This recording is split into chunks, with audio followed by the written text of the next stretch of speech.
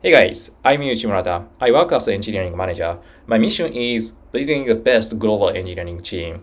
So please follow me on the Twitter or LinkedIn. I write some blog in a Medium. If you have any interest, please visit my blog page. So I am getting day off today just because of I have third vaccination shot. I hope nothing happens afterwards.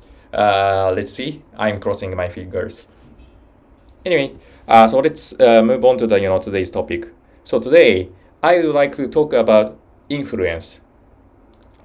Recently, I strongly believe that influence is such an important thing over authority to move the people. So I have several thoughts regarding to this topic. So I would like to talk in these three perspective about the influence. So first of all, influence is such an important thing just because of it can work both upwards and downwards. Of course, the authority only works for the downwards, right? So boss says something, then the subordinate has to follow. In contrast, influence can work both ways actually. So if you have a good influence, your subordinate team members can work collaboratively without any making any complaints based on their will. And actually, it's not even limited to the downwards. I think that it's gonna be working in maybe the different angle as well. So maybe if you have some kind of influence, maybe you can leverage that to make some kind of good move involving the other team members who is not part of your report line maybe. So it's quite effective way. And it's more importantly, influence can work as upwards as well. So you can move your boss as well. So actually, you don't have to stick with your authority too much as long as you have an influence because you can borrow the authority as needed, right? So if you can need some kind of authority in temporary for some reason, you just need to move the boss. That's it, right? And once again, this is not just influence can work in multiple angle, not just direct report line. Maybe if you don't have any kind of direct line, but if you have some influence to him, maybe you can move that kind of other or team as well. That's the power of the influence. So second point, authority make you blind and make team fade away. So I think you've heard of the keyword of the authority gradient. So let's say that if the some kind of team boss have the strong authority and he is expressing the strong authorities, the team members stop stating their opinions and always asking the kind of approval for the boss.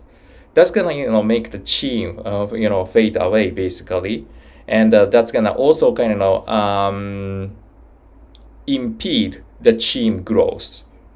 So since it's such a fastly changing world, and we need to move more agile. So we don't want to do such very static organization structure. And if you have too much authorities, maybe you don't get that much opinion you got from your subordinate. Then that's gonna also make you blind, and maybe you start making a wrong decision because you don't have any input. So rather than doing that, I think in contrast, if you rely more on the influence, you can still move the people, but those people also make some opinion to you as well, because it's not the relation between the authorities that your team members move because they understand what you said and what they also agree what you said. So that's gonna be the reason number 2. And reason number 3, nobody can take away influence. So authority can be kind of took away easily because of some kind of organizational structure change and so on.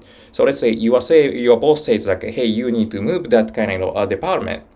You lose the authority on that other department.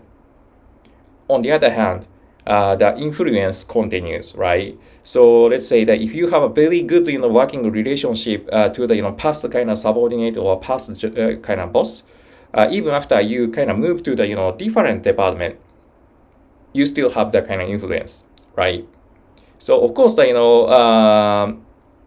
you lose, some kind of influence after move because of the kind of level line changes, but personal kind of relationship continues, and those kind of unofficial relationship also kind of still make an impact of the decision making process in team as well. So because of these reasons, influence is such a strong kind of a tool to kind of move the people. So that's gonna be the kind of all the talk I would like to talk basically. So at the final kind of comment, so how we can kind of increase our kind of influence. That's gonna be the one of the good questions. So there are several good book write about influence.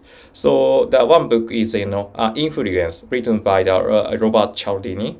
That's gonna be the one of the best most popular kind of classic book about influence in the terms of the psychology perspective. So I'm gonna put in a link on the my comment section of the video. So please check that. And another book is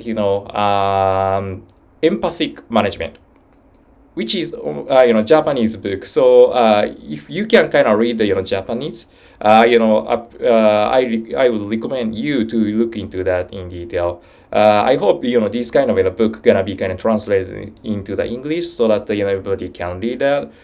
Maybe on the future video, I might talk those kind of topic in the detail so that I can spread those ideas to the world.